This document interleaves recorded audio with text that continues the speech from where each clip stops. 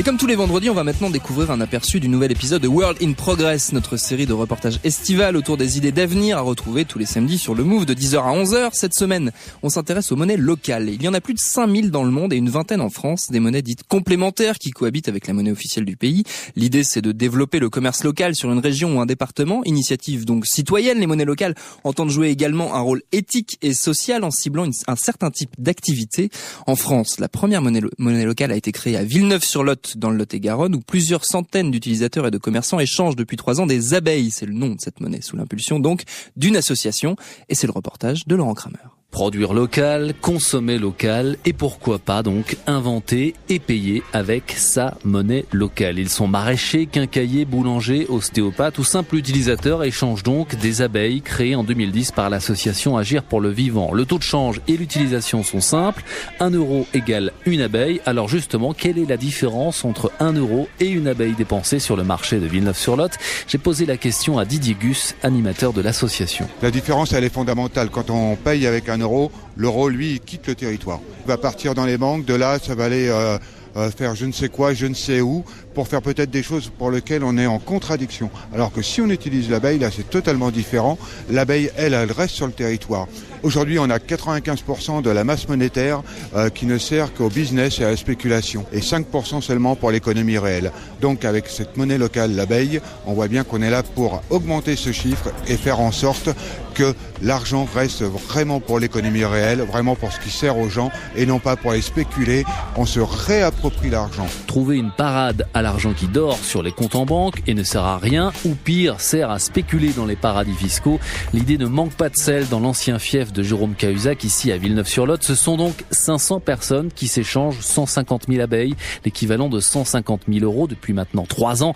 Une somme encore modeste, mais qui en réalité est captive sur le département et s'échange donc de main en main entre les mêmes personnes et favorise le commerce local. Les Fanalous, parents et enfants, font du bio depuis 35 ans à Saint-Sylvestre. Je leur ai demandé ce que l'abeille avait changé dans leur quotidien. C'est vrai qu'on s'éloigne de plus en plus des supermarchés, ça il faut le dire. Voilà. Parce que le supermarché, lui, il utilise pas l'abeille. J'achète de la viande en direct chez un producteur du village à côté. J'achète du pain chez un autre producteur à 10 km d'ici. On fait plus les courses comme avant. On regarde en mettant une monnaie locale en place, et ça permet de recréer des liens, quoi. C'est vraiment le contact à recréer dans les campagnes, de recréer une dynamique positive, quoi. J'ai des gens qui vont faire des kilomètres pour acheter des légumes en payant en abeille, quoi. Une monnaie locale à l'abri des spéculateurs, une monnaie écologique qui favorise les circuits courts et le vivre ensemble. Vincent est ostéopathe à Villeneuve et accepte les abeilles pour se faire payer dans ses consultations. Quand j'ai eu des abeilles en main, je me suis rendu compte que finalement, je consommais pas tant que ça local. Et puis surtout, ça t'amène à aller discuter avec d'autres personnes, c'est-à-dire que le lien qu'il y a derrière ça aussi, c'est un lien complètement social, quoi. Donc l'abeille pour moi, ça a ces deux impacts, quelque chose d'économique intelligent, et en plus retrouver du lien social dans de l'échange, quoi. Ce qui me semble être...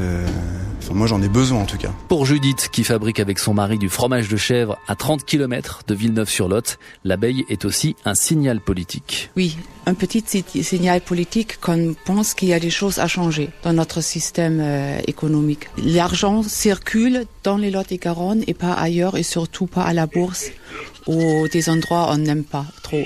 Alors cette idée de garder l'argent ici et travailler localement, pour nous c'est très très important. Même dans le genre bio, on préfère des produits bio qui viennent du Lot-et-Garonne, qui sont locaux et qui ne viennent pas de l'Amérique du Sud, par exemple.